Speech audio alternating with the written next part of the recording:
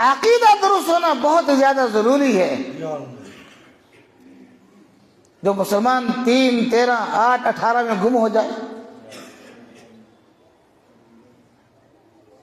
جو نظر بد سے بچنے کے لیے کالی کالی جینسیوں کو مکان پر لگائے، جو گاڑی کو محفوظ رکھنے کے لیے جوتا آگے لگائے،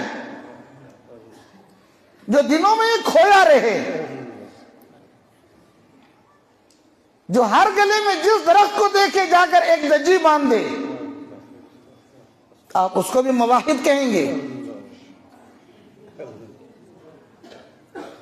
خدا کا حافظہ اتنا کمزور ہے کہ دجی باندھنے سے اس کو یاد رہے گا عبداللطیف کا کام بھی کرنا ہے. وہ اتنا کمزور ہے.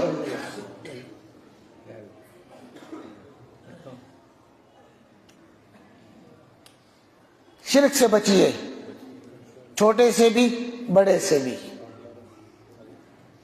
نبی رحمت صلی اللہ علیہ وسلم ایک زمانہ آئے کہ میری امت شرک میں مبتلا ہو جائے گی. پوچھا اللہ کے رسول کیسے؟ فرمایا ریاکاری عام ہو جائے گی. کیا شک ہے اولیاء کا مقام بہت اونچا ہے،